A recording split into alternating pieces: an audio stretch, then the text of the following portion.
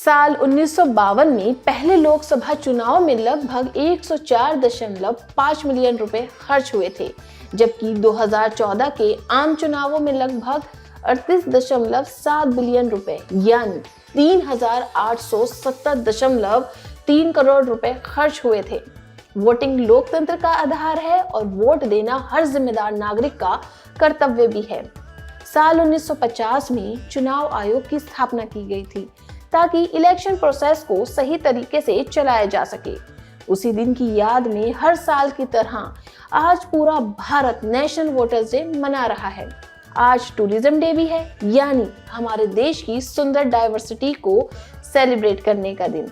आज से हमारे नेचुरल एनवायरनमेंट में एक बदलाव देखने को मिलेगा, क्योंकि आज से भारतवर्ष वसंत ऋतु का स्वागत कर रहा है।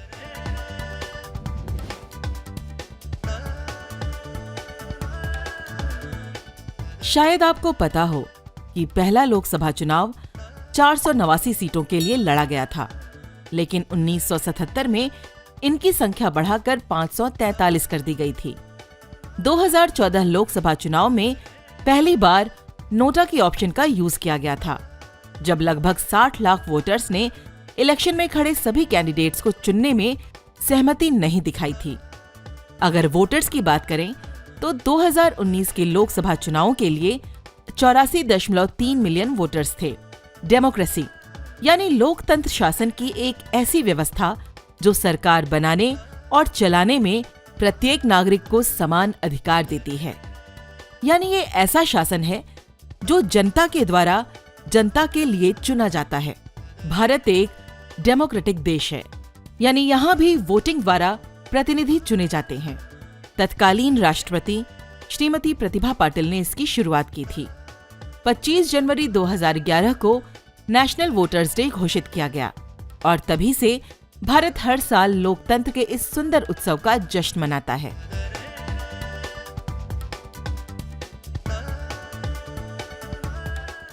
हमारा देश बहुत ही खूबसूरत देश है। स्टेटिस्टा के अनुसार साल 2019 में लगभग 18 मिलियन इंटरनेशनल टूरिस्ट और एनआरआई भारत आए थे। टूरिज्म सेक्टर देश की जीडीपी में 9.2% और रोजगार में 8.1% का योगदान देता है।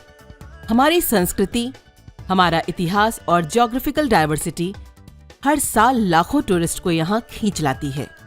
भारत अपने खूबसूरत पर्यटन स्थलों के कारण समूचे विश्व में अपना विशेष स्थान रखने के साथ हमारी इकोनॉमिकल डाइवर्सिटी का अहम हिस्सा है। साल 1958 में सरकार ने भारत में आने वाले पर्यटन के महत्व को महसूस किया और इसीलिए पर्यटन के लिए एक अलग टूरिज्म डिपार्टमेंट बनाया गया। यही वजह है कि भारत हर साल 25 जनवरी को राष्ट्रीय पर्यटन दिवस मनाता है। दुनिया के 7 अजूबों में से एक ताजमहल भारत में है। अकेले ताजमहल लगभग 6 मिलियन लोगों को आकर्षित करता है, जिससे साल 2018 में 11 करोड़ रुपए का रेवेन्यू हासिल हुआ। देश में 40 से ज्यादा यूनेस्को हेरिटेज साइट हैं।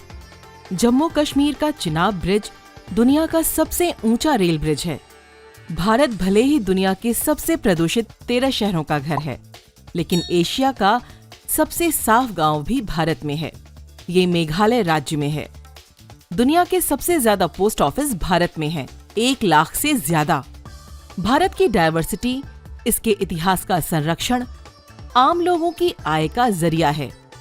इसीलिए सरकार को इनका संरक्षण करना चाहिए। हर साल किसी ऐसी जगह की यात्रा करें जहां आप पहले कभी नहीं गए हों। राष्ट्रीय पर्यटन दिवस की शुभकामनाएं। वसंत यानी जश्न का मौसम। इसकी शुरुआत माघ मास की शुक्ल पक्ष की पंचमी से माना जाता है। वसंत पंचमी पर विद्या, बुद्धि और ज्ञान की देवी सरस्वती की पूजा और प्रार्थना की जाती है। शास्त्रों के अनुसार जब ब्रह्मा जी ने सृष्टि की रचना की, बेहद सुंदर होने के बावजूद वो निस्तेज थी, क्योंकि उसमें स्वर और सुर दोनों का अभाव था। भगवान विष्णु के आदेश पर ब्रह्मा जी ने अपने कमंडल से पृथ्वी पर जल छिड़का, जिससे अद्भुत शक्ति के रूप में एक देवी प्रकट हुई, जिनके एक हाथ में वीणा दूसरे हाथ में मुद्रा तथा अन्य 2 हाथों में पुस्तक व माला थीं, जिन्हें देवी सरस्वती कहा गया। भगवान ने देवी से वीणा बजाने का आग्रह किया, जिसके कारण सभी जीवों को वाणी, ज्ञान तथा बुद्धि प्राप्त हुई। संगीत की उत्पत्ति के कारण उन्हें संगीत की देवी के रूप में भी पूजा जाता है।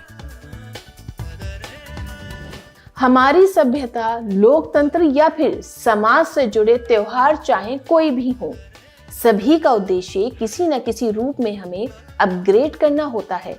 इसीलिए जरूरी है कि हम लगातार इनसे सीख लेते हुए आगे बढ़ते रहें। द रेवोल्यूशन देशभक्त हिंदुस्तानी आप सभी से आग्रह करता है कि चुनावों में सीएम और पीएम फेस की जगह अपने स्थानीय प्रतिनिधि के आधार पर किसी पार्टी को वोट दें, क्योंकि आपकी समस्याओं को वही सुनेगा। नेशनल वोटर्स डे की हार्दिक शुभकामनाएं।